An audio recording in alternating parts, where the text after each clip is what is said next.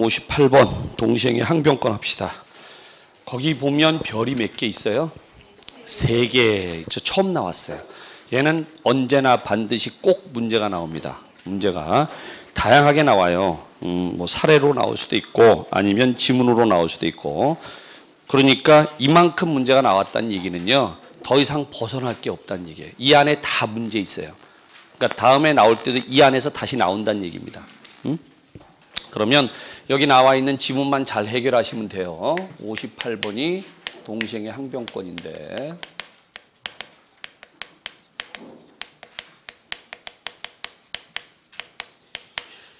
얘는 우리 수업할 때 목차를 좀 얘기해 볼게요. 자, 일단 동시행의 항변권에 의의가 나온단 말이죠. 이때 여러분들이 할 게 뭐냐면 동시행의 항변권하고 비슷한 게 하나 있어요. 그게 뭐냐면 유치권이에요. 그러니까 유치권하고 동시행의 항변권이 뭐가 다르냐? 비교하시는 거예요. 동시행의 항변권이야 당연히 이거죠. 동일한 쌍무계약에서 일방이 이행하지 않고 상대방한테 이행을 청구했을 때 상대방이 뭐 할 수 있는 권리? 이행을 거절할 수 있는 권리. 그렇죠? 그런데 유치권하고 동시행의 항변권이 비슷하단 말이죠. 동시행의 항변권이. 자, 어떤 점에서 다르냐? 여러분들은 이것만 기억하면 된다 그랬어요. 유치권은 뭐다? 담보물권이다. 유치권은 뭐다? 담보물권이다. 이거 기억하면 되고, 자, 동시행의 항변권은 뭐다? 쌍무계약의 효력이다.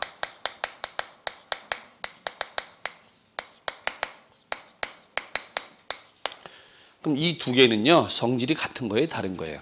다르죠? 별개죠? 그러니까 병존할 수 있다, 없다?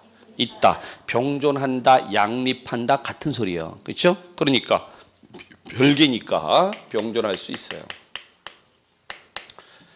그럼 차이가 도대체 뭐냐? 자, 유치권은 담보 물권이죠. 물권은 누구에게나 다 주장할 수 있죠. 제3자한테도 유치권으로 대항할 수 있죠. 그런데 자, 동시행의 항변권은 쌍무계약의 효력이죠. 누구한테만? 계약의 상대방한테만 주장할 수 있는 거죠. 두 번째, 유치권은 담보물권이니까 담보물권이 가지고 있는 성질, 부종성, 수반성, 불가분성.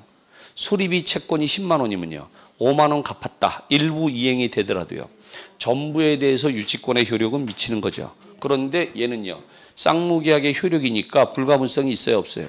없어요. 일부 이행이 되면요, 이행된 부분만큼은 항변권 뭐한다? 소멸하고 잔존 부분에 대해서만 항변할 수 있는 거죠. 그렇죠? 빼고 나머지는 다 같아요. 얘도 이행기가 도래해야 성립하죠. 얘도 변제기가 돼야 항변할 수 있죠. 그렇죠? 두 번째, 법원에 갔어요. 그러면 유치권도 동시행의 항변권도 다 뭐 해야 돼? 항변해야 돼. 그러니까 법관이 직권으로 고려한다, 안 한다? 안 하는데 항변했죠. 인용되면 법관은 무슨 판결한다? 상환급부 판결, 원고 일부 승소 판결 똑같아. 그 두 번이 우리 시험 보면서 여기서 나오는 거예요. 딱 두 번밖에 안 나와요. 그렇죠? 유치권 행사한다고 해서 채권 행사하는 거 아니죠. 그러니까 소미효시효 진행이 중단된다, 안 된다? 안 되니까 유치권 행사는 소미효시효에 영향을 미치지 않는다. 항변권 행사하는 게 채권 행사인 거예요? 아니죠. 동시행의 항변권 행사하더라도 채권의 소미효시효는요, 중단되지 않고 계속 진행하는 거죠. 다 똑같단 말이에요. 그렇죠? 자, 두 번째는 항변권의 성립 요건이죠. 동시행의 항변권이 인정되려면 동일한 쌍무계약으로부터 대가적 채무가 있어야죠. 동일해야 되죠. 그렇죠? 두 번째는요, 일방이 이행하지 않고 이행을 청구했죠. 그럴 때 이행을 거절하는 거죠. 이행하지 않고 이행을 청구해야죠. 그렇죠? 그 다음에 세 번째는 변제기가 도래해야죠. 변제기가. 그렇죠? 요거와 관련해서 뭐가 나와요? 선이행 의무 중도금 나오죠. 그렇죠? 그런데 이행을 했는데 일시적으로 이행을 했어요. 이행 제공을 한 번만 했죠. 이행 제공 계속되지 않았죠. 그러면 항변권 소멸한다, 안 한다? 안 한다. 이행 제공은 어떻게 해야 된다? 쭉 계속해서 해야 된다. 그렇죠? 이게 다 요건이에요. 그 다음에 이제 3번 요건 했으니까 효과죠. 이 효과를 우리가 나눠서 보는 게 일단 소송법상의 효과. 그럼 이건 소송에 간 거잖아요. 조금 전에 얘기했네. 뭐요? 항변해야죠. 그 다음에 상환급부 판결하는 거죠. 그렇죠? 그 다음에 실체법상의 효력이요. 이건 우리 민법상에. 그래서 항변권이 있으면 당연히 지체가 되지 않는다. 별도로 뭐 하지 않아도 주장 행사하지 않아도 지체 책임 진다 안 진다? 안 진다. 소미효시효 진행은 중단된다 안 된다? 안 된다. 그 다음에 이제 이건 외우라 그랬어요. 항변권이 붙은 채권을 자동 채권으로는 상계되고 안 되고 안 되고 자동으로 안 되고 수동은 된다. 그렇죠? 그 다음에 네 번째가 적용. 항변권이 인정되느냐 안 되느냐 판례. 그렇죠? 이때는요. 제일 많이 나오는 게 뭐라 그랬냐면 동일한 쌍무계약으로부터 발생한 채무는 동일한 게 제일 많이 나오는 게 계약이 무효, 취소, 해제가 됐죠. 그럼 양 당사자는 서로 뭐 해줘야 된다? 부당이득 반환 원상 회복은 무슨 관계? 동시행 관계면서 모두 인정된다. 유치권도 인정된다. 계약이 무효, 취소, 해제가 됐을 때 그때가 제일 많이 나온다 이거예요. 그렇죠? 요게 이제 동시행의 항변권의 쭉 내용입니다. 자, 그러면 1번 문제 보십시다. 우리 시험에서 이제 처음으로 거기 보시면은 자, 유치권과 동시행의 항변권 비교하는 문제가 나왔어요. 근데 이거는 유치권에서도 물어볼 수 있고 동시행의 항변권에서도 물어볼 수 있어요. 옳은 거 고르랍니다. 기억. 유치권과 동시행의 항변권은 점유를 성립 요건으로 합니까? 아니죠. 점유를 요건으로 하는 건 유치권만. 그렇죠? 2번. 니은 유치권은 목적물에 관하여 생긴 채권의 담보를 목적으로 한다. 맞죠? 이게 결련성이죠. 그렇죠? 다시 디귿. 유치권과 동시행의 항변권은 동시에 병존할 수 있다. 맞죠? 성질 다르니까. 리을. 유치권은 독립한 물권인 반면에 동시행의 항변권은 이행거절 권능에 해당한다. 맞죠? 그렇죠? 됐고. 자, 그 다음에 2번 문제인데 얘는요. 보통 유치권 쪽에서 문제가 잘 나와요. 이렇게. 근데 이제 이쪽으로 보내놨어요. 제가. 자, 갑은 5월 2일 을에게 자신의 고장난 시계의 수리를 맡기고 그 시계를 5월 9일에 찾아가면서 수리대금을 지급하기로 했는데 5월 9일 시계 수리대금 지급하지 아니한 채 을한테 시계의 반환을 요청하고 있죠. 변직이 도래했죠. 그러니까 을은요. 시계를 수리했으니까 물건에 관하여 생긴 채권이니까 뭘 갖고 있어요? 유치권도 가지고 있고 시계의 수리를 의뢰한 게 도급계약이라 그랬죠. 그러니까 모두 갖고 있고 동시행의 항변권도 가지고 있고. 그렇죠? 자, 그래서 옳지 않은 것은 1번, 2번 을은 갑이 수리대금을 제공할 때까지 동시행의 항변권 행사할 수 있고 2번 유치권 행사할 수 있죠. 그러니까 두 개가 병존하잖아요, 지금. 그렇죠? 근데 3번이요. 갑이 수리대금을 제공해서 을을 수령지체에 빠뜨린 후 갑이 다시 이행 제공하지 않고 요게 키워드네. 이행 제공 한 번만 했네. 이행 제공 계속 했어요, 안 했어요? 안 했죠. 시계의 반환을 청구하면 을은 동시행의 항변권 행사할 수 있다. 있죠. 그렇죠? 다시 4번. 을이 자신의 수리대금 채권을 병에게 양도하고 채권 양도 요게 키워드예요. 채권을 양도했다, 채무를 인수했다, 상속이 됐다. 그래도 동일성 있어요, 없어요? 동일성 있어요. 항변권 존속하죠. 그렇죠? 그러니까 갑에게 통지한 경우에 병이 갑에게 수리대금 지급을 청구하면 갑은 을에게 대항할 수 있는 항변 사유로 대항할 수 있죠. 그렇죠? 키워드 채권 양도 그거 찾아내면 돼요. 5번. 만약 시계의 소유자가 정인 경우에 정이 을에게 시계의 반환을 청구하면 을은 정에게 유치권으로 행사할 수 없어요? 있어요. 유치권으로는 대항할 수 있고 뭐로는 안 돼요? 동시행의 항변권으로는 대항할 수 없지. 그렇죠? 그러니까 5번이 틀린 거죠. 자, 이제 문제 없고요. 자, 그 다음에 이제 옆에 4번 보십시다.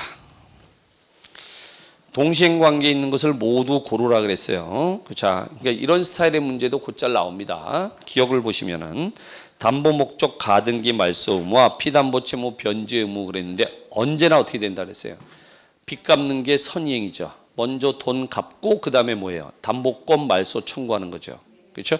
이거하고 똑같은 내용이 뭐냐 하면 바로 니은입니다. 니은. 주택임대차에서 임차권 등기 명령에서 임차권 등기가 된 거는 임대차 기간이 끝났는데 임대인이 보증금 빼줬어요? 안 빼줬어요? 안 빼준 거예요. 그러니까 임차인이 임차권 등기해 놓고 이사 간 거죠. 그러면 임차권 등기는요. 임차인의 보증금을 담보하는 거죠. 그러니까 임대인이 먼저 빚을 갚아야죠. 그래서 자 임대인의 보증금 반환 의무가 선이행이고 그렇죠? 그다음에 임차권 등기 말소는 후이행이니까 동시행 아니죠. 그러니까 기역 니은이 아니면 답이 되는 거예요. 그렇죠? 자, 디귿은 키워드가 뭐예요? 고민할 필요 없이 해제죠. 무효, 취소, 해제가 되면 동시행 관계죠. 그렇죠? 자, 리을은요. 전세권이죠. 전세계약 소멸했을 때 전세권 설정자가 전세금 반환하는 것과 전세권자가 목적물 반환 플러스 하나 더 있죠. 말소 등기에 필요한 서류의 교부는 무슨 관계다? 동시행 관계다. 됐고. 자, 이제 5번 보세요. 틀린 거 찾으라 그랬는데 1번 동시행의 항변권을 배제하는 당사자 사이의 특약은 유효하다. 왜 유효해요?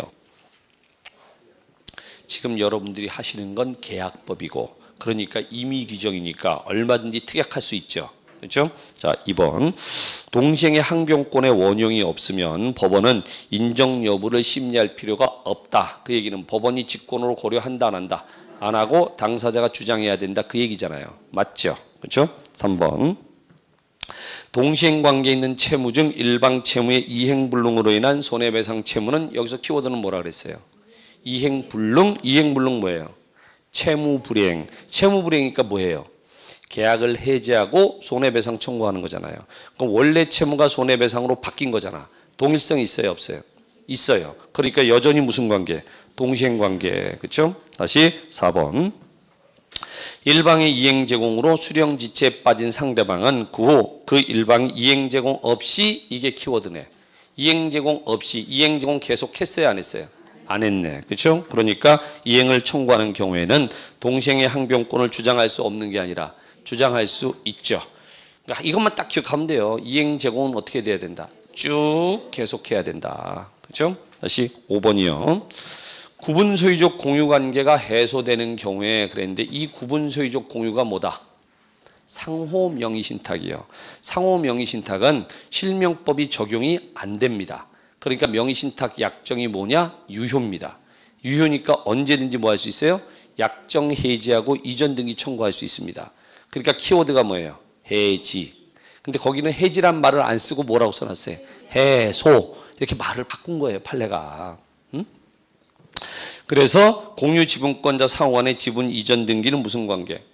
동시행 관계. 근데 이게요, 시험이 또 나왔어요. 이게 우리 시험에 2번이나 나왔어. 이게 왜 그러냐면 상호 명의 신탁 구분 소유적 공유가 우리 명의 신탁할 때 나오거든요. 응? 다음 주에 여러분들 배웁니다. 상호 명의 신탁. 자, 그러니까 그건 됐고요. 자, 이제 6번 보십시다. 쌍방의 채무가 별개의 계약에 기한 거죠. 그럼 별개니까 동일한 쌍무계약이 아니잖아요. 그럼 원칙은 항변권이 인정이 돼야 안 돼? 안 되는 건데 뭐라고 돼 있어요? 특약에 의해서 특약을 하면 다시 발생할 수 있죠. 그렇죠? 다시 2번. 동시행 관계에 있는 일방 채권이 양도되더라도 나왔네. 채권 양도. 그러면 동시행 관계는 뭐 한다? 존속한다. 그렇죠? 다시 3번. 동시행의 항변권이 인정이 되려면 공평의 관념과 신의 측에 입각해서 양 당사자의 채무가 서로 대가적 이게 결련성이죠. 그러니까 대가적 관련돼 있을 것을 요한다? 맞네. 이건 문제 없네요. 그렇죠? 다시 4번. 가압류 등기가 돼 있는 부동산 매매 계약에서 가압류돼 있다고 나오면 그럼요. 매도인은 어떤 소유권 이전해 줘야 된다? 완전한 소유권 이전해 줘야 되니까 가압류 말소하고 소유권 이전 등기 해주는 것과 대금 지급이 동시행 관계. 그렇죠? 근데 5번. 경매가 무효가 됐다. 키워드 경매가 무효죠. 그렇죠?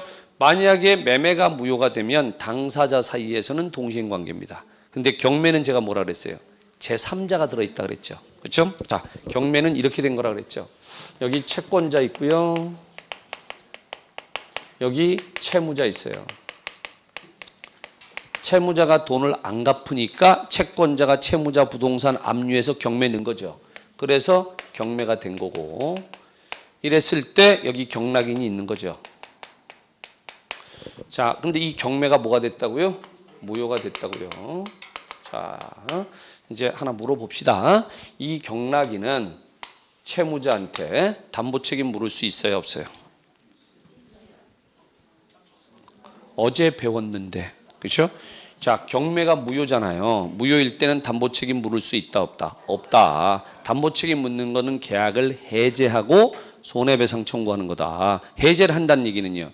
일단 뭘 전제로 한다? 유효인 걸 전제로 한다. 그렇죠? 그러니까 경매가 무효가 됐을 때는 담보 책임 물을 수 없습니다. 이럴 때는 뭐의 문제가 된다? 부당이득 반환의 문제가 된다. 그렇죠? 그러면 이 경락인은 얘한테 뭐 해줘야 돼? 등기 말소해 줄 의무가 있죠. 등기 말소해 줄 의무가 있는데 근데 돈은 누가 받아갔냔 말이에요. 채권자가 받아갔으니까 채권자가 경락인한테 배당금 반환해야죠. 서로 이행하는 상대방이 같다 다르다. 다르니까 쌍방의 채무는 동시행관계가 아니다. 아니다. 그렇죠? 얘가 19회 때 우리 시험에서 답으로 나왔었어요. 응? 나왔었는데 그런데 한번 나오기는 나왔지만은 다시 나올 수 있어요. 얘는 맞는 지문으로라도 다시 나올 수 있어요. 그러니까 여러분들은 외우는 거야. 이런 건 내가 다 외우라는 게 아니라 우리 지문에 나왔던 거잖아요. 경매가 무효가 됐죠. 키워드 떴죠. 경매가 무효가 되면 고민하지 말고 동시행관계가 아니다. 아니다. 읽을 필요 없어요. 그냥. 그러니까 동시행관계 있다 그랬으니까 틀렸죠. 됐어요? 자, 그렇게 찾아서 읽으시는 겁니다. 자, 이제 넘어가셔서 자, 이번에는 뭘 보시면 되냐면 7번의 2번 지문 봐보십시오. 당사자 일방의 책임 있는 사유로 채무 이행이 불능이 돼서 키워드 나왔죠. 채무 이행이 불능이 됐으니까 이행 불능이 됐죠. 이행 불능이 됐으니까 그 채무가 손해배상 채무로 바뀌면 동시행관계는 소멸합니까? 아니죠. 그렇죠? 그러니까 빨리 키워드 찾아서 지문이 눈에 들어와야 돼요. 이행 불능 그러면 자 얘는 동시행관계는 여전히 존속하는 거죠. 그렇죠? 이제 3번 보십시다. 채무자는 상대방의 이행 제공이 없는 한 이행기에 이행을 하지 않더라도 지체 책임이 없다. 당연히 지체가 되지 않죠. 그러니까 별도로 뭐 하지 않아도 항변권 주장하지 않더라도 당연히 지체 책임지지 않습니다. 다시 4번.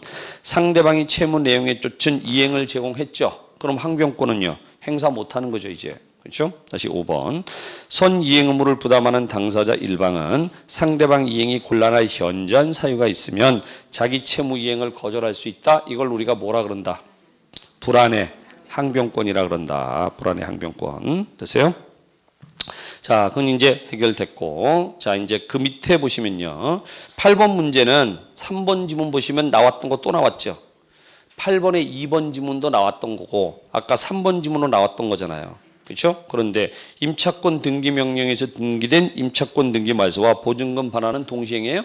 아니죠. 봐, 나왔던 거 또 나오잖아요. 그러니까 그건 문제가 없고. 자, 그 다음에 이제 9번 보십시다. 올해 나왔던 문제. 동시행관계 있는 쌍방의 채무 중 어느 한 채무가 이행불능이 돼서 또 나왔어. 이행불능. 그렇죠? 그럼 손해배상 채무로 바뀌는 경우에 동시행의 항변권 소멸합니까? 안 하죠. 그렇죠? 2번. 임대차 종료 후 보증금을 반환받지 못한 임차인이 항변권에 의해서 임차 목적물을 점유하죠. 불법 점유 아니에요. 아니죠. 정당 권한이 있잖아. 항변권. 그러니까 자, 거기 불법 점유로 인한 손해배상 책임은 져야 안 져요? 안 지지만은 뭐는 져야 돼? 차임 상당의 부당이득 반환 의무는 지는 거죠. 그렇죠? 다시 3번. 동시행의 항변권은 당사자 주장이 없어도 법원이 직권으로 고려할 사항입니까? 아니죠. 그렇죠? 자, 당사자가 원용해야 되는 거고. 다시 4번. 채권자의 이행 청구 소송에서 채무자가 주장한 항변권이 받아들여졌죠? 그럼 법원은 무슨 판결? 상환급부 판결 원고. 일부 승소 판결. 그렇죠? 그러니까 채권자는 전부 패소 틀렸죠. 그렇죠? 5번. 선이행 의무자가 이행을 지체하는 동안에 상대방 채무의 변제기가 도래했다. 다른 말로 바꾸면요. 중도금 지급하지 않고 있던 중에 잔금 지급일이 도래했죠. 그럼 양 채무는 여전히 무슨 관계? 동시행관계. 그렇죠? 특별한 사정이 없는 한 쌍방의 의무는 동시행관계에 있다. 동시행관계 맞죠? 그렇죠? 자, 그 문제였고. 자, 그 다음에 이번에는 11번 보십시다. 갑 소유 토지의 매수인을이 중도금을 이행기에 지급하지 않고 있습니다. 근데 이 문제는 넓게 물어본 문제예요. 좀 까다로운 문제야 사실은 이 문제는. 소유권 이전은 잔금 지급과 동시하기로 했습니다. 다음 중 틀린 것은 그랬어요. 1번 갑이 이행 최고와 함께 정한 상당한 기간 내에 을이 중도금을 지급하지 않으면 갑은 계약을 해지할 수 있다. 무슨 소리예요? 중도금 안 준 것도 뭐다? 채무불이행이다. 채무불이행이니까 먼저 최고하고 그 다음에 계약을 해지하는 거죠. 그렇죠? 2번 갑이 잔금 지급일에 이 얘기는 잔금 지급일이 됐다는 얘기예요 이제. 그렇죠? 그럼 중도금은 지급하지 않았는데 잔금 지급일이 됐잖아. 그럼 이제 쌍방의 채무는 다시 무슨 관계? 동시행 관계가 되는 거죠. 그렇죠? 그러니까 이제 자 매도인은요. 소유권 이전해 주는 것과 매수인은요. 1번 중도금, 2번 중도금 날짜부터 잔금 날짜까지 연체이자, 3번 잔금 지급이 다시 무슨 관계? 동시행 관계니까. 그래서 갑이 잔금 지급일에 자기 채무의 이행을 제공하면 을은 중도금 미지급에 따른 지연배상금 및 잔금을 지급해야죠. 문제 없죠? 3번 갑이 자기 채무의 이행을 제공하지 않더라도 을은 잔금 지급일 이후의 중도금에 대한 지연배상 책임을 집니까? 아니죠. 여기서 포인트는 뭐예요? 잔금 지급일 이전이냐 이후냐. 잔금 지급일 이전에 지체 책임은 져야죠. 그렇죠? 그 이전의 지체 책임이 2번 지문에 나오는 중도금 미지급에 따른 지연배상금이잖아. 그렇죠? 그런데 잔금 지급일 이후부터도요. 중도금에 대해서는 항변권 인정이 되죠. 그렇죠? 그러니까 잔금 지급일 이후에 중도금에 대한 지연배상 책임은 진다 안 진다? 안 지는 거죠. 다시 4번. 갑이 잔금 지급일에 자기 채무의 이행을 제공했음에도 을이 매매대금을 지급하지 않죠. 그러면 일정한 요건 아래 갑은 계약을 해지할 수 있다. 이 요건이 뭐겠어요? 최고해야죠. 최고. 그리고 일정한 기간이 경과해야죠. 그렇죠? 그럼 계약을 해지할 수 있는 거죠. 그렇죠? 다시 5번.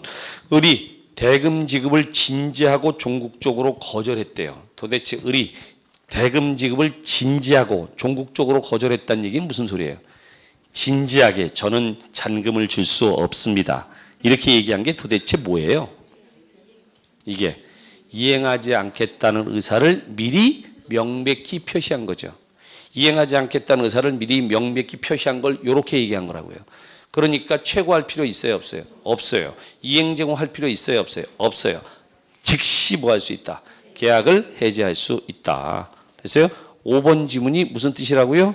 이행하지 않겠다는 의사를 미리 명백히 표시한 거다. 그 소리다 이거예요. 됐죠? 자, 그 다음에 이제 다시 12번 보십시다.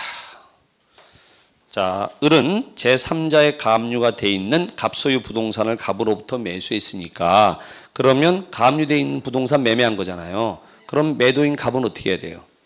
완전한 소유권 이전해 줘야 되니까 가압류 말소하고 소유권 이전해 주는 것과 을의 대금 지급 의무는 무슨 관계?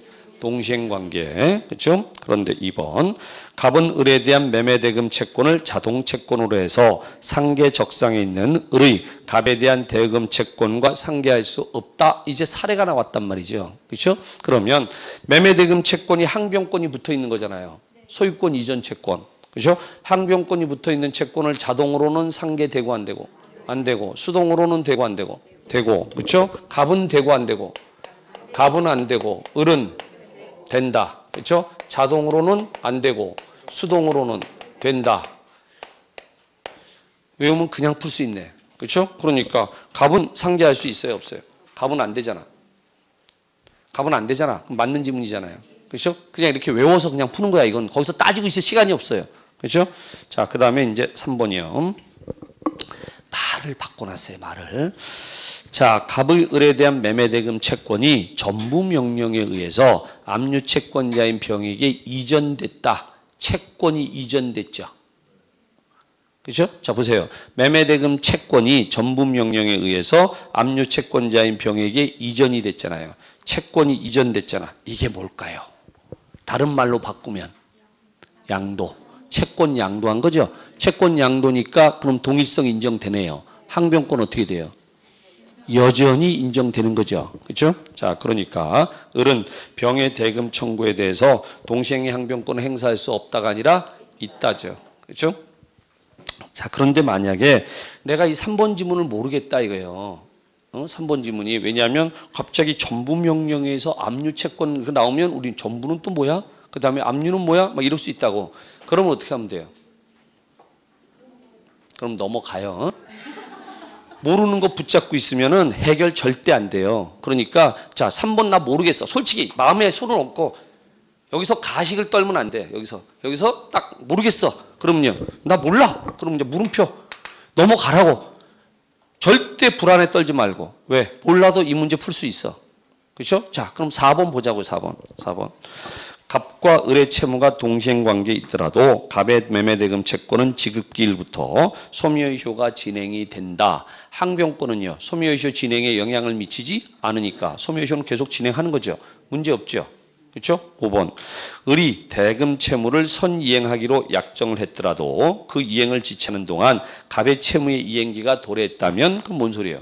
선이행 의무 불이행 중에 상대방 채무의 이행기가 도래했잖아요. 그렇죠? 중도금 지급하지 않고 있던 중에 잔금 지급일 도래했잖아요. 그럼 쌍방의 채무는 여전히 무슨 관계?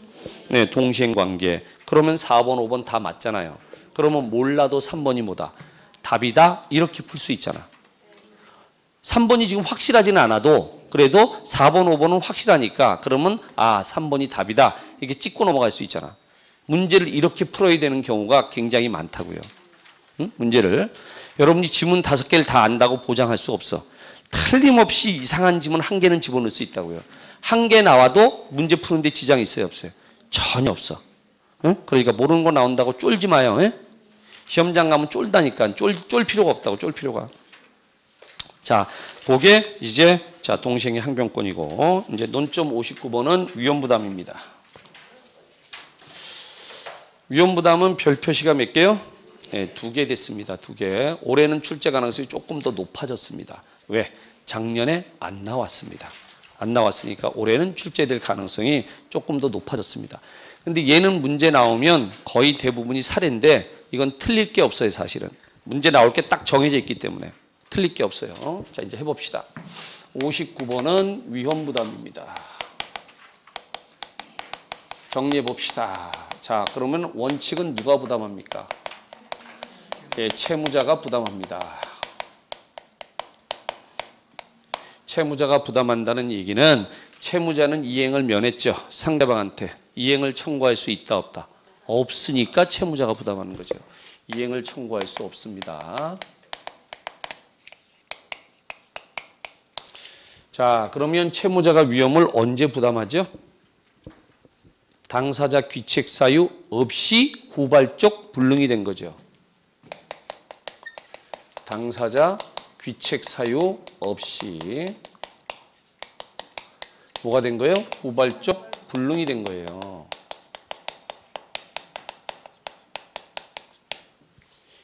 시험 문제는 이렇게 안 나온다 그랬죠. 그럼 당사자 귀책 사유 없이 후발적 불능이 된 게 어떤 경우? 내가 카톡 민법으로 외우라고 보냈잖아. 1번. 예, 천재지변. 2번째는요? 예, 수용이 됐죠. 3번째는요? 예, 제3자 귀책 사유죠.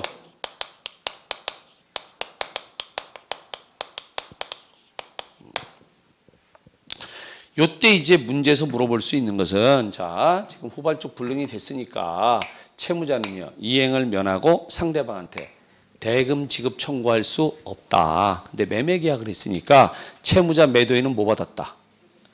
계약금 받았다. 그럼 받은 계약금 어떻게 된다? 부당이득으로 상환해야 된다. 그렇죠? 그러니까 여기서 이제 나올 수 있는 게 계약금은 부당이득으로 상환해야 된다. 이거 하나 하고요. 그 다음에 또 하나가 뭐가 있냐면 여기 수용이 됐단 말이죠. 수용이 됐으니까 매도인은 뭘 받아요? 보상금을 받으니까 매수인은 자기 채무를 이행하면서 뭘 행사할 수 있다? 대상 청구권 행사할 수 있다. 여기서 뭐가 나오냐면 대상 청구권이 나온단 말이에요.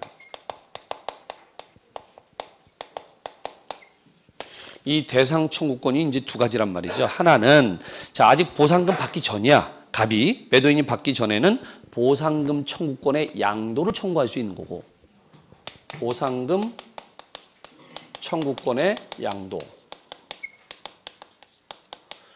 청구할 수 있는 거고 또 하나는요. 이미 보상금 받았어. 그러면요. 그 보상금 내놔라. 보상금에 뭘 청구할 수 있다? 반환을 청구할 수 있다. 반환을 청구할 수 있다. 이것도 우리 시험에 나왔어요. 24회 때. 그러니까 또 나올 수 있어요. 그러니까 지금 위험부담에서 제일 난이도 높은 게 사실 이거야. 대상 청구권. 왜? 조문에 나오는 게 아니거든. 이거는. 그러니까 요게 있고 자 원칙이 있으면 뭐가 있다. 자 예외가 있다. 그럼 예외는 누가 부담해요? 네, 채권자가 부담합니다. 채권자가 부담한다는 얘기는 채무자는 이행을 면하고 상대방한테 이행 청구할 수 있다. 그렇죠? 이행을 청구할 수 있다. 그래서 채권자가 위험을 부담하는 경우는 두 가지죠. 첫 번째는요. 채권자 귀책 사유죠. 자, 여기서 채권자가 누구예요? 매도인, 매수인. 매수인. 그렇죠? 두 번째는요. 수령 지체 중에 당사자 귀책 사유 이시 없이. 없이. 그렇죠? 수령 지체 중에 귀책 사유 없이. 이 귀책 사유 없는 게 이거라고요. 그러니까 수령 지체 중에 천재지변, 수령 지체 중에 수용, 수령 지체 중에 제3자 귀책 사유 같은 거라고요. 그렇죠? 그러면 채무자는 이행을 면하고 상대방한테 대금 지급을 청구할 수 있죠. 근데 채무자는 이행을 면했잖아요. 그러니까 채무자는 이행을 면함으로써 얻은 이득은 어떻게 된다? 부당이득으로 상환해야 된다. 그러니까 채무자는 부당이득은 뭐 해야 된다? 상환해야 된다. 요 범위죠. 자, 그럼 이제 같이 보십시다. 자, 문제 먼저 뭐 보시면 되냐면 자, 2번 보십시다. 2번. 갑이 을에게 자신의 건물을 매도하는 계약을 체결한 후에 소유권 이전 및 인도 전에 화재가 발생해서 건물이 전소됐으니까 후발적 불능이 됐어요. 불능이 된 원인은 아직 안 나와 있어요. 그렇죠? 만약에 채무자 귀책 사유가 있으면 채무 불이행이고 없으면 그때는 뭐가 돼요? 위험부담의 문제가 되겠죠. 자, 1번. 소유권 이전이 불가능하게 됐으니까 을은 더 이상 소유권 이전을 청구할 수 있다 없다? 없죠. 그렇죠? 자, 2번. 양 당사자의 책임 없는 사유로 화재가 발생했으면 이건 뭐의 문제예요? 예, 채무자 위험부담이죠. 채무자 위험부담이니까 갑은 을에게 매매대금을 청구할 수 없죠. 그렇죠? 3번. 자, 을의 과실로 화재가 발생했다. 을이 누구예요? 을은 매수인이죠. 그럼 채권자죠. 채권자 귀책사유니까 뭐의 문제예요? 채권자 위험부담의 문제죠. 채권자 위험부담이니까 갑은 을에게 매매대금을 청구할 수 있다. 그렇죠? 4번. 을의 채권자 지체 중에 자, 양 당사자의 책임 없는 사유로 화재가 발생했죠. 그럼 이건 뭐예요? 이거는 채권자 위험부담이죠. 수령 지체 중에 귀책 사유 없이니까. 그렇죠? 자, 그러면 갑은 을에게 매매대금을 청구할 수 있다 없다? 네, 청구할 수 있다. 그렇죠? 근데 4번. 4의 경우 채권자 지체 중이었으므로 갑은 자기의 채무를 면함으로써 얻은 이익을 을에게 상환할 필요가 없습니까? 있죠. 여기 있네. 채무자는 부당이득을 상환하라고 돼 있죠. 그렇죠? 그러니까 5번이 틀린 거고요. 자, 그 다음에 이제 3번 문제가 사실 이게 말이 어려워요.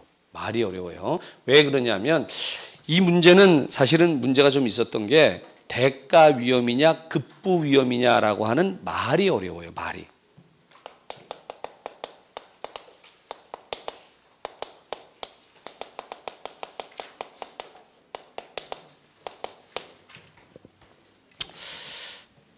그런데 이 문제는 다른 걸로 풀 수 있거든요. 다른 걸로. 그러니까 답은 확실해요. 답은. 자, 그러니까 이런 스타일로 문제가 앞으로 나올 수가 있기 때문에 지금 이걸 보는 거예요. 그러니까 이제 이런 거죠. 위험 부담만 물어보지는 절대 않아요. 위험 부담만 가지고선 지문 5개를 못 만드니까 위험 부담에다가 다른 걸 집어넣는 거예요. 예를 들면 채무 불이행을 집어넣든지. 지금 문제는 뭘 집어넣었어요? 담보 책임을 집어넣었어요. 담보 책임을. 자, 이제 문제를 볼게요. 자, 갑이 자신의 건물을 을에게 매도하면서 대금 지급과 동시에 점유를 이전하고 소유권 이전에게 필요한 서류를 교부하기로 했어요. 틀린 거 찾으래요. 1번, 을의 책임 있는 사유로 건물이 멸실됐으니까 을은 누구예요? 네, 채권자죠. 채권자 규칙 사유니까 채권자 위험 부담이죠. 그러면 갑은 을에게 매매대금 지급을 청구할 수 있다. 문제 없어요. 2번, 갑과 을의 책임 없는 사유로 건물이 멸실됐죠. 그렇죠? 그러면요.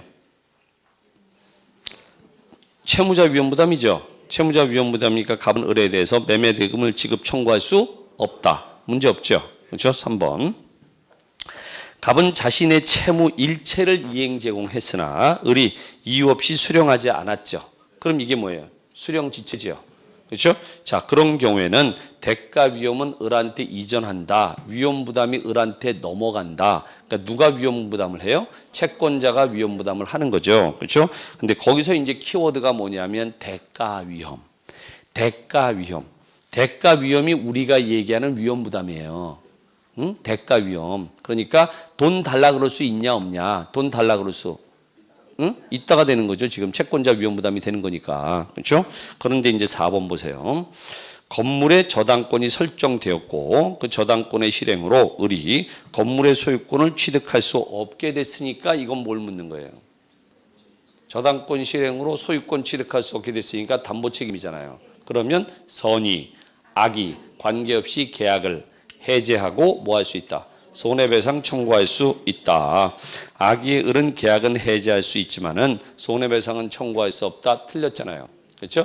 선의 악의 관계없이 손해배상 청구할 수 있는 게 저당권 실행으로 소유권 상실한 경우는 선의 악의 관계없이 할 수 있다 그랬잖아. 그렇죠? 그러니까 4번이 틀린 거예요. 4번에 확실한 답이 있어요. 그런데 5번 지문이 문제야. 5번 지문이. 만일 갑이 을에게 건물을 증여하기로 한 후에 갑과 을의 책임 있는 사유로 건물이 멸실됐어요. 책임 없는 사유니까. 그럼 이거는 책임 없는 사유니까 뭐예요? 그죠? 채무자 위험 부담이죠. 채무자 위험 부담인데 거기 을이 급부 위험을 부담한다 그랬단 말이에요. 그렇죠? 그럼 채무자는 누가 부담해야 돼? 갑이 부담해야 되는데 을이 급부 위험을 부담한다. 지금 뭐라고 나왔어요? 급부 위험이라고 나왔어. 그러니까 3번 지문은 뭐라고 돼 있어요? 대가 위험이라고 돼 있고 그 다음에 5번 지문은 급부 위험이라고 돼 있단 말이에요. 급부 위험. 그렇죠? 그럼 이 급부 위험이라고 하는 건 뭘 못 받는다는 거예요? 소유권 이전을 못 받는다는 거죠. 대가 위험은요. 돈을 달라 그럴 수 있다 없다? 없다는 거죠. 그렇죠? 그러니까 지금 멸실이 됐잖아요. 그러니까 을은요. 건물을 받을 수가 있어요 없어요? 받을 수가 없잖아. 그렇죠? 그러니까 급부 위험은 누가 지는 거야? 을이 지는 거야, 을이. 그렇죠? 을이 지는 거예요. 근데 여기 사실은 이 지문은 문제가 하나 있어요. 뭔 문제가 있냐면 지문에 증여라고 돼 있죠. 증여는 쌍무여, 편무여. 편무잖아요. 편무는 원칙적으로 위험 부담이 문제가 돼야 안 돼. 안 되는 거죠. 그러니까 이렇게 문제를 내면 안 되는 거지. 그렇죠? 아니 증여인데 어떻게 위험 부담이 문제가 될 수 있냐고. 그렇죠? 그러니까 이렇게 문제가 내면 안 되는 거잖아. 이 문제가 출제될 당시 내가 혼자 이거 주장하다가 나 혼자 쪽팔렸어. 아니 어떻게 증여인데 이게 급부 위험의 문제가 될 수 있느냐. 그렇죠? 그러니까 이것도 잘못된 거 아니냐. 그런데 안 받아주더라고. 안 받아줘. 그러니까 이 복수 정답은요. 받아주는 게 왜 받아주는 거예요? 합격자 숫자를 조정하기 위해서 받아주는 거지 이유가 있어서 받아주는 게 아니야. 그러니까 합격자 숫자가 너무 적다. 너무 적다. 그러면 받아줘서 조금 올려주는 거고. 그렇죠? 너무 많으면요. 받아줄 이유가 있어도 안 받아줘. 안 받아줘요. 자기 엿장수 마음이야. 엿장수 마음이야. 자, 그 다음에 이제 옆에 5번 보십시다. 4번은 풀어본 적이 있고 5번 보세요. 자, 이게 이제 대상 청구권입니다. 대상 청구권이요. 갑은 자신의 토지를 을에게 매도하였으나 소유권 이전 등기 의무의 이행기가 도래하기 전에 그 토지에 대한 병의 강제 수용으로 보상금 받게 되었다. 자, 다음 설명 중 틀린 것은 그랬어요. 그러니까 지금 후발적 불능이 된 거예요. 그렇죠? 그러니까 1번 갑의 을에 대한 소유권 이전 의무는 일단 소멸했죠. 갑은 이행을 면하죠. 2번. 을은 갑에게 보상금 청권의 양도를 청구할 수 있다. 이게 대상 청권이잖아요. 3번도 같은 거예요. 자, 갑이 병으로부터 보상금을 이미 수령했죠. 그럴 때는 을은 갑에게 보상금 반환을 청구할 수 있다. 그러니까 대상 청권 행사가 이 두 개네. 그죠? 두 개 다 해요. 그죠? 그러니까 맞고. 다시 4번. 을은 소유권 이전의 불이행을 이유로 갑에게 손해배상을 청구할 수는 없죠. 왜 없어요? 귀책 사유가 없잖아요.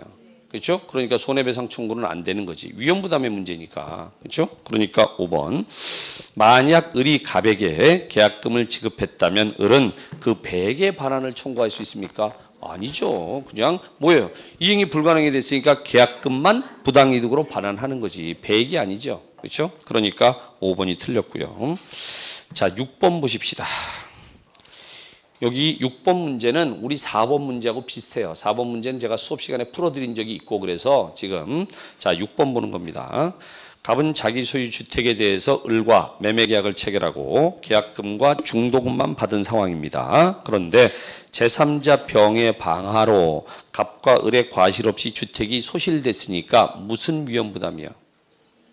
채무자 위험부담이요. 그렇죠? 자, 옳지 않은 것은 1번. 갑과 을 상호 간에는 채무 불행에 의한 손해배상 청구는 발생 안 하죠. 왜? 당사자는 귀책 사유 있어요, 없어요? 없으니까. 2번.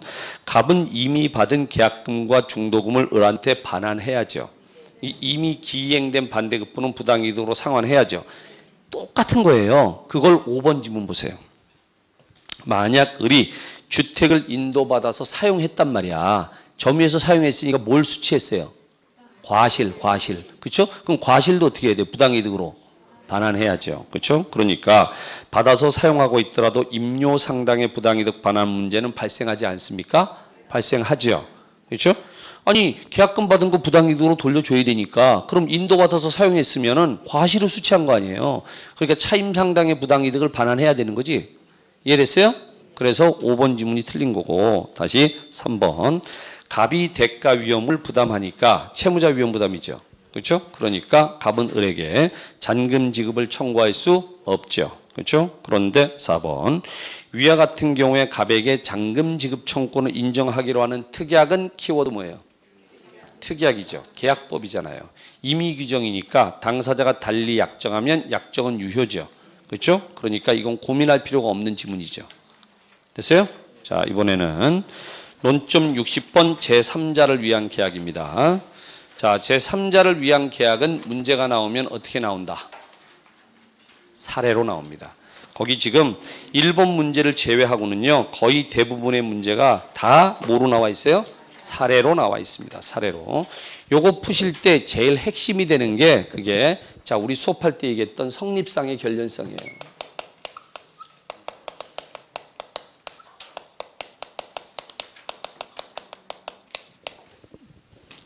논점 60번이 제3자를 위한 계약인데 자 60번 제3자를 위한 계약이요.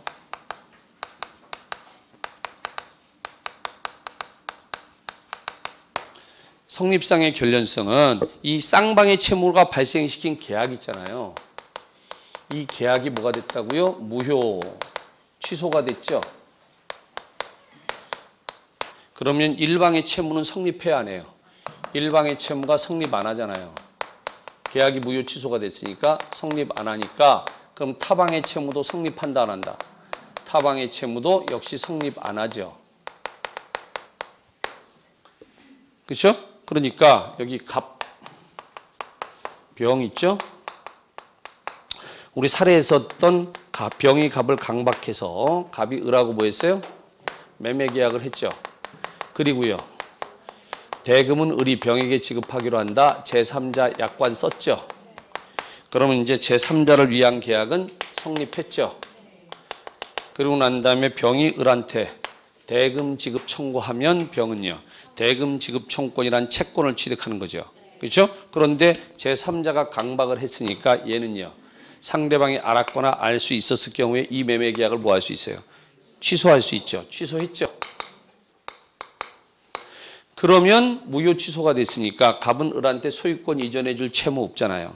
그러니까 을도 병한테 대금 지급해줄 채무 있어요, 없어요? 없어요. 그런데 갑이 을한테 취소를 했거든요. 그렇죠? 그러니까 얘는 안다 모른다. 선의의 병한테 을은 대항할 수 있다 없다? 대항할 수 있다. 돈 준다 안 준다? 안 줘도 된다. 대금 지급을 거절할 수 있다. 그렇죠?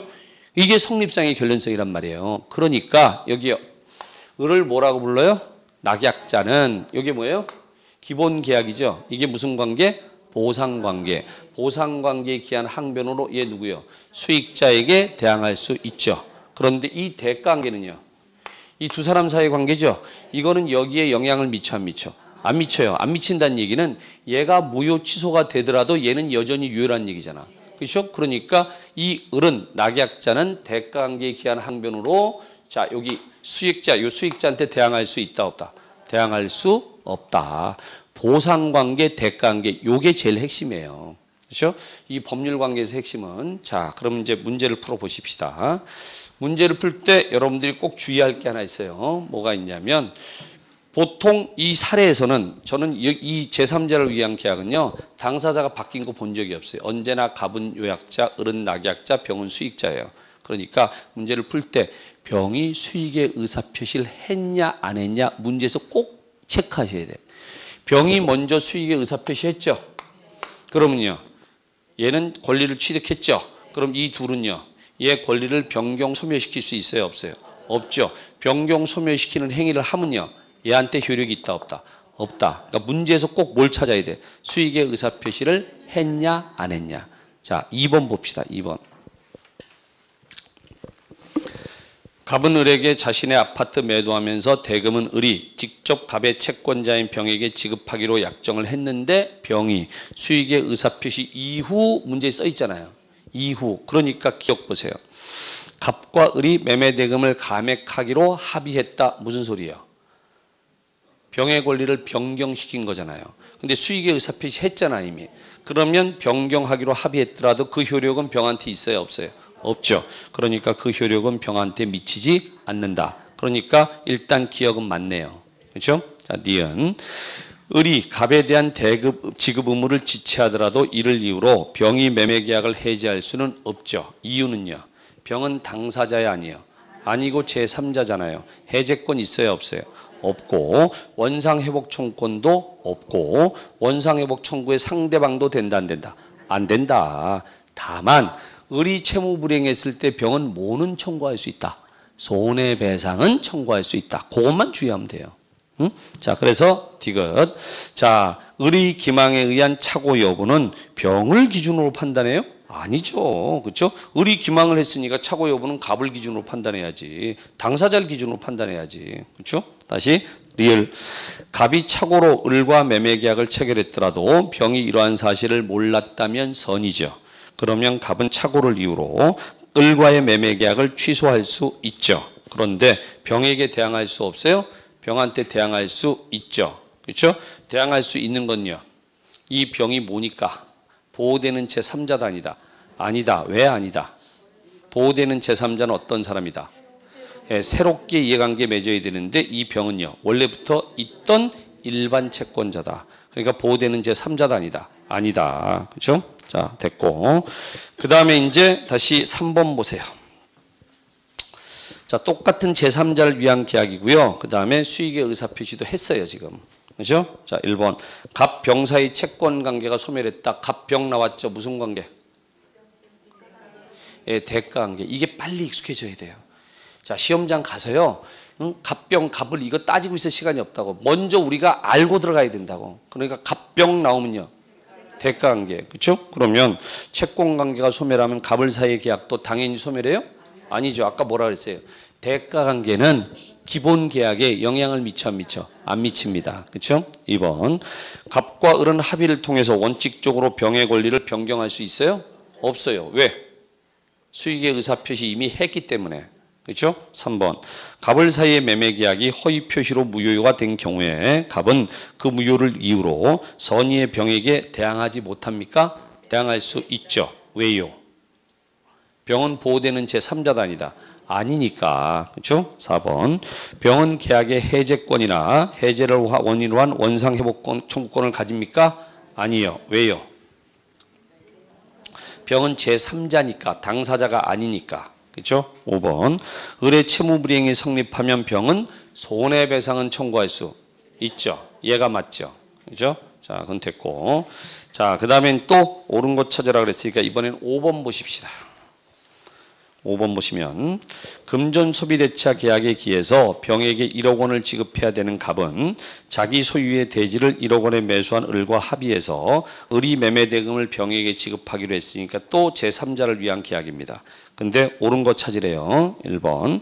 갑이 합의 내용을 병에게 통지하면 병은 을에 대해서 매매대금 지급 채권을 취득한다 그랬는데 병은 언제 매매대금 지급 채권 취득해요?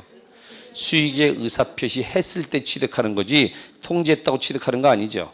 그렇죠? 2번. 을은 갑과 병 사이의 계약이 무효라는 것을 알더라도 갑, 병 무슨 관계? 대가 관계. 그렇죠? 알더라도 병의 지급 요구를 거절할 수 없다. 그렇죠? 이걸 다른 말로 바꾸면요. 낙약자는 대가 관계에 기한 항변으로 수익자에게 대항할 수 있다 없다? 없다. 그 얘기죠. 그렇죠? 2번이 맞고요. 3번. 을이 병에게 매매대금을 지급하지 않으면 병은 계약을 해지할 수 있어요? 없어요. 왜? 당사자 아니잖아요. 해제권 있어요? 없어요? 없습니다. 4번. 병의 권리가 확정이 됐다는 얘기는 수익의 의사표시 했다는 얘기죠. 그러면 착오를 이유로 취소 못합니까? 아니죠. 그렇죠? 그러니까 갑이 착오를 이유로 매매계약을 취소할 수 없다가 아니라 얼마든지 취소할 수 있고요. 그러니까 5번도 같은 얘기입니다. 5번. 을의 병에 대한 대금 지급 채무 불이행을 이유로 갑이 매매계약을 해지하려면 병의 동의를 받아야 돼요? 아니죠. 해제권 뭐예요? 단독행위 형성권이잖아. 일방적인 의사표시로 효력 발생하는 거니까 승낙 받을 필요 있어요? 없어요? 승낙 받을 필요 전혀 없죠. 그렇죠? 자, 됐고 이번엔 넘어가셔서 자, 몇 번 보시면 되냐면 거기 자 우리 기출문제예요. 지금 보세요. 24, 25, 26 해마다 나오고 있네. 그렇죠? 해마다 나오고 있으니까 그중에서 뭘 보면 되냐면 일단 8번 먼저 보십시다. 이제 작년도 기출문제. 매도인 갑과 매수인 을이 계약을 하면서 대금을 병에게 지급하기로 제3자를 위한 계약을 체결했대요. 틀린 거 찾으랍니다. 1번. 을은 갑의 병에 대한 항변으로 병에게 대항할 수 있습니까? 갑의 병이 무슨 관계예요? 대가관계에 기한 항변으로 대항해 못해? 못하죠. 그러니까 대항할 수 있다? 틀렸네요. 그렇죠? 2번.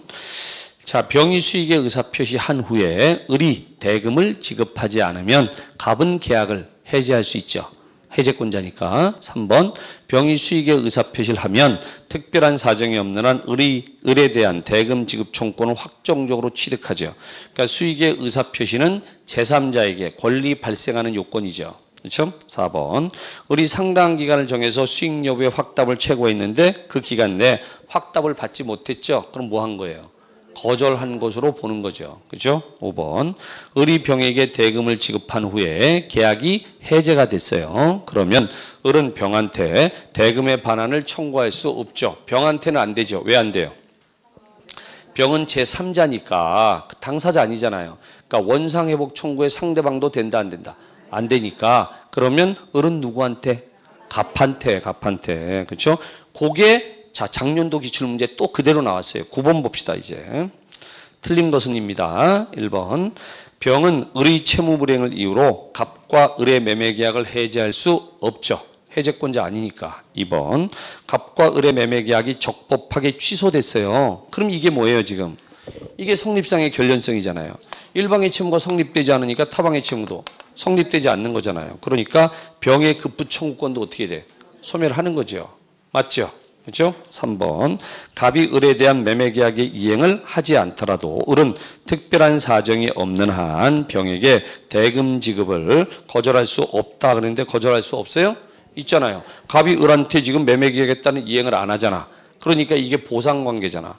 그러니까 을은요.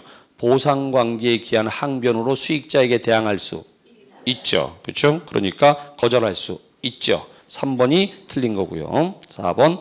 병의 수익의 의사표시한 후에는 특별한 사정이 없는 한 갑과 을의 합의에 의해서 병의 권리를 변경시킬 수 없죠.